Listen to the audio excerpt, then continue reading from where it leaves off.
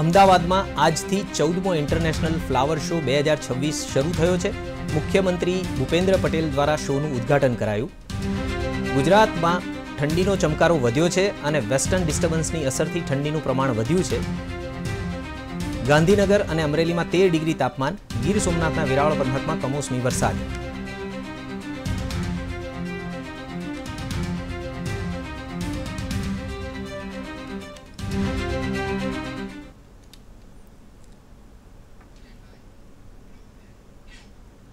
હું છું ચિરાગ, તમારો આજનો એક દિવસનો ન્યૂઝ એન્કર। ગુજરાત ન્યૂઝ ચેનલમાં આપનું સ્વાગત છે। 11મી જાન્યુઆરીએ રાજકોટમાં પીએમ મોદીનો ભવ્ય રોડ શો યોજાશે। ગુજરાત વાઇબ્રન્ટ રિજનલ સમિટનું ઉદ્ઘાટન કરશે પીએમ મોદી। કાર્યક્રમની તડામાર તૈયારીઓ શરૂ કરાઈ છે। રાજકોટના જૂના એરપોર્ટથી રેસકોર્સ રિંગ રોડથી શરૂ કરી માધાપર ચોક સુધી ભવ્ય રોડ શો યોજશે અને ત્યારબાદ મોરબી રોડ પર આવેલ મારવાડી યુનિવર્સિટી ખાતે વાઇબ્રન્ટ ગુજરાત સૌરાષ્ટ્ર રિજનલ સમિટનું પીએમ મોદીના હસ્તે ઉદ્ઘાટન કરાશે।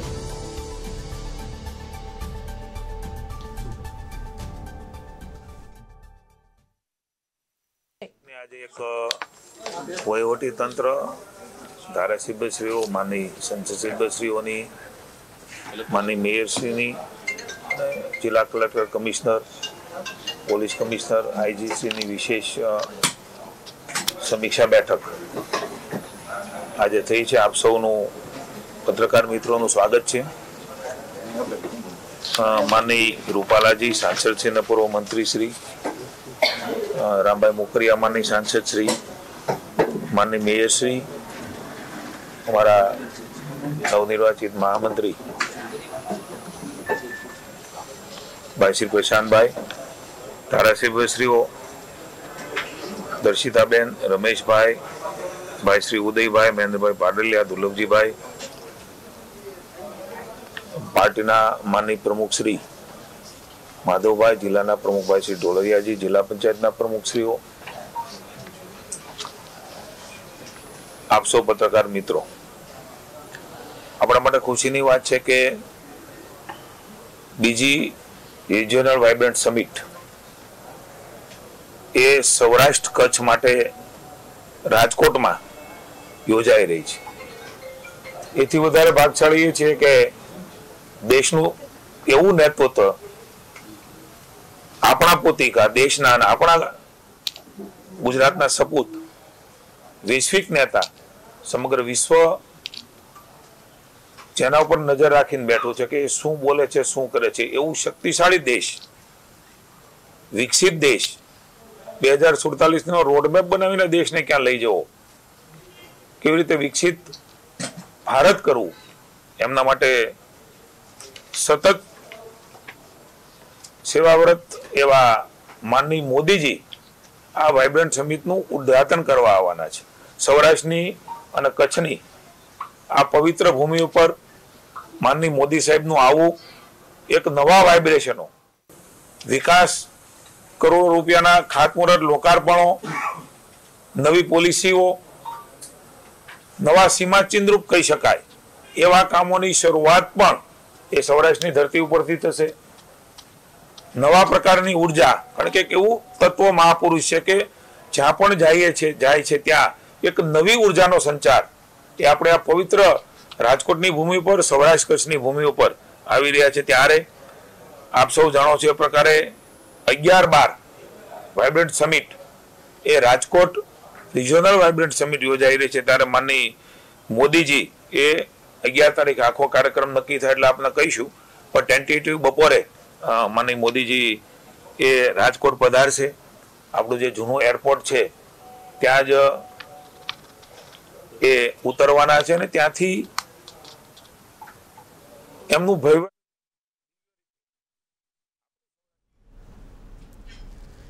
અમદાવાદમાં આજથી 14મો ઇન્ટરનેશનલ ફ્લાવર શો 2026 શરૂ થયો છે। મુખ્યમંત્રી ભૂપેન્દ્ર પટેલ દ્વારા શોનું ઉદ્ઘાટન કરવામાં આવ્યું હતું। આ વર્ષના ફ્લાવર શોની થીમ ભારત એક ગાથા રાખવામાં આવી છે। આ થીમ હેઠળ ભારતની પ્રાચીન સંસ્કૃતિથી લઈને આધુનિક સિદ્ધિઓ સુધીની સફર રંગબેરંગી ફૂલો દ્વારા જીવંત કરી રજૂ કરવામાં આવી છે।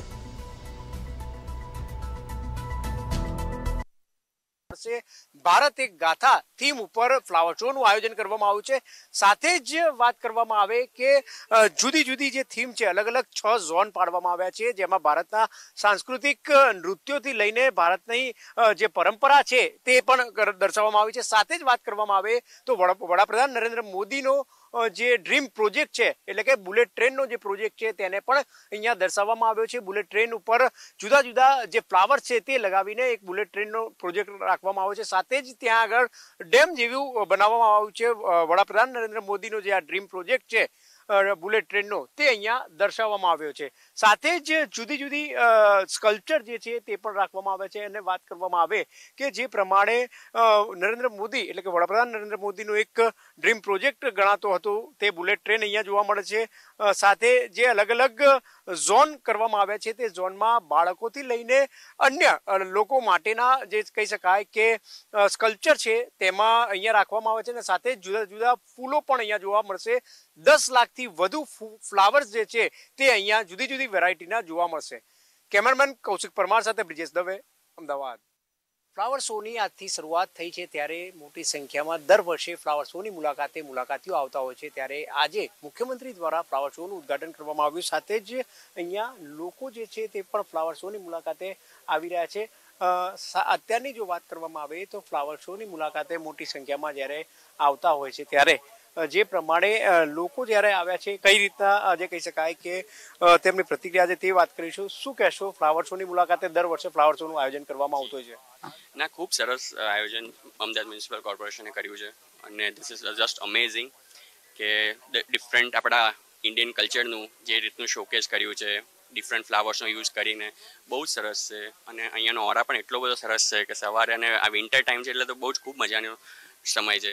જેમ કે ભાંગડા છે, પછી આપણા ગરબા છે, એ બધીની આકૃતિઓનું બધું જે દર્શન કરાવ્યા છે બહુ સરસ છે અને ખૂબ મજા આવી ગઈ। એમ શું કહેશો આપ પણ ફ્લાવર શોમાં આવીને? એક અલગ જ અનુભૂતિ થાય છે અને એક જે અલગ ફ્રેશનેસ થાય છે। એમાં બી સવારનો મોર્નિંગનો ટાઈમ છે, એની તો આખી મજા જ અલગ છે।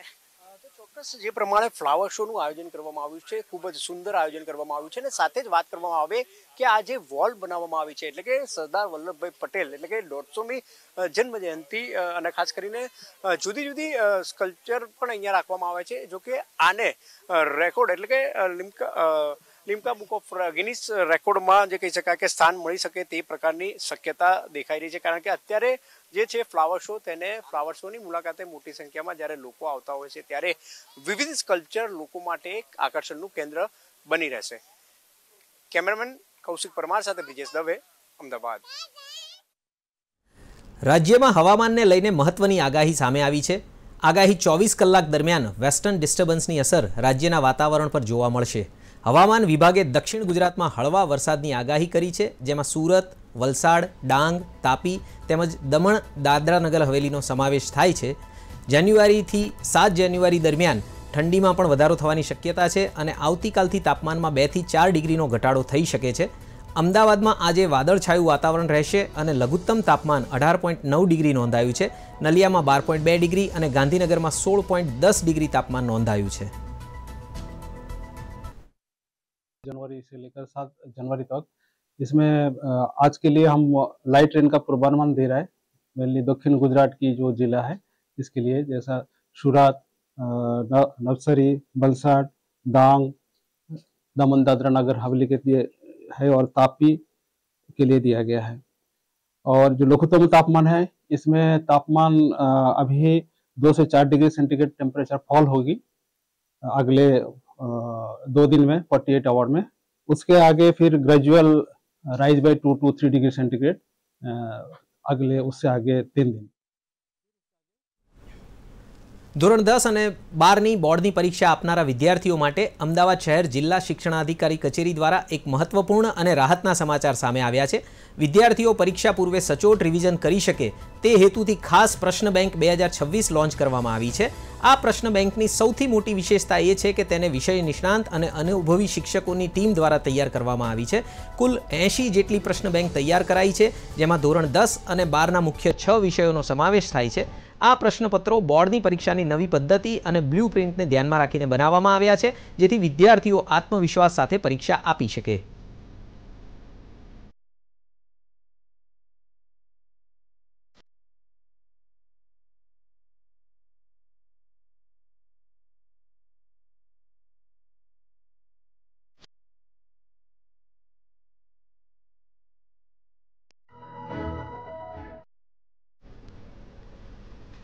2026ના પ્રથમ દિવસે વન અને પર્યાવરણ મંત્રી પ્રવીણ માળી અંબાજી પહોંચ્યા. તેમણે મા અંબાના ચરણોમાં શીશ ઝુકાવી અંબાજી મંદિરમાં ચાલી રહેલા યજ્ઞમાં આહુતિ આપી હતી. નવા વર્ષની શરૂઆતમાં માના દર્શન અને પૂજા કરી મંત્રી પ્રવીણ માળીએ આધ્યાત્મિક ધન્યતા અનુભવતા કહ્યું કે આ દ્રશ્ય જીવનમાં શાંતિ અને પ્રેરણા આપે છે. મંત્રીની ઉપસ્થિતિમાં યજ્ઞમાં ભક્તો અને પ્રવાસીઓ પણ જોડાયા. મંત્રી પ્રવીણ માળી દ્વારા યજ્ઞમાં ભાગ લેવા સાથે ભવ્ય પર્વની ઉજવણી કરવામાં આવી.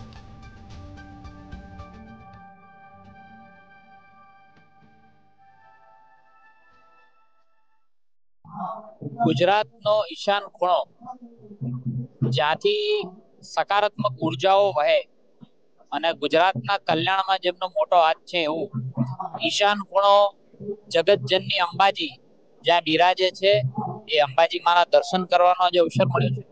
મારા પ્રદેશના આગેવાન યજ્ઞેશભાઈ દવેના પરિવાર દ્વારા દર વર્ષે અહીંયા સતચંડી યજ્ઞ કરે છે અને આ યજ્ઞમાં આહુતિ આપવાનો પણ મને અવસર મળ્યો છે. રાજ્યમાં એસટી બસ ભાડામાં આજથી સરેરાશ 3% વધારો કરવામાં આવ્યો છે. લાંબા અંતરના રૂટ પર 10 રૂપિયાથી લઈ 16 રૂપિયા સુધી ભાડું વધ્યું છે. ભાડું વધવાથી મુસાફરોના કિસ્સા પર અસર થશે. 9 કિમી સુધી મુસાફરી કરનાર મુસાફરો પર કોઈ ભાડાનો વધારો લાગુ નહીં પડે. આ સાથે જ એસટી બસોમાં 3084 નવા ડ્રાઈવરોની ભરતીની જાહેરાત પણ કરવામાં આવી છે.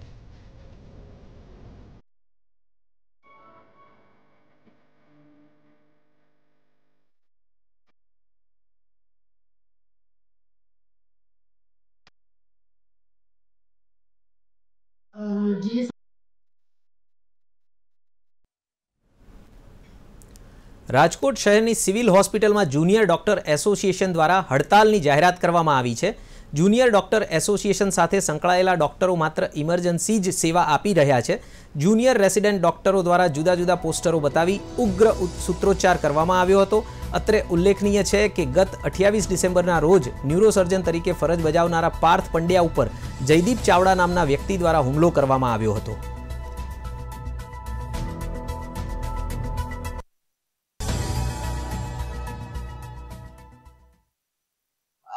આ હડતાલ આ સ્ટ્રાઇક અમારી જે 29/12/2025 રાતે 1 થી 2 વાગ્યા વચ્ચે ન્યુરોસર્જરી વિભાગમાં સેવા આપતા ડોક્ટર પાર્થ પંડ્યા ઉપર જે જીવલેણ હુમલો કરવામાં આવ્યો હતો પેશન્ટના રિલેટિવ દ્વારા એના વિરુદ્ધ જ છે. એ ડોક્ટર પાર્થ પંડ્યાને ન્યાય અપાવવા માટે જ છે.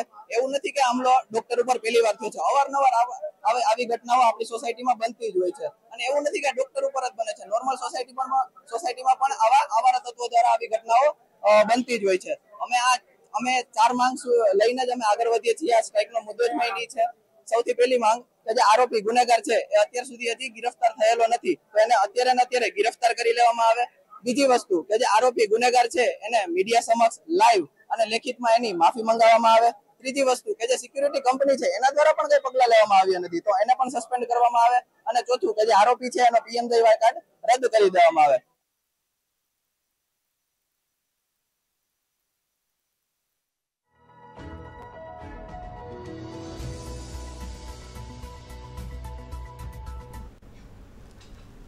તો આ હતા આજના અત્યાર સુધીના આ સમાચાર. હું ડીસીપી ચિરાગ પટેલ, આપનો આજનો એક દિવસનો ન્યૂઝ રીડર. મને રજા આપશો. નમસ્કાર. હવે એક નજર નાખીએ આજની હેડલાઇન્સ ઉપર.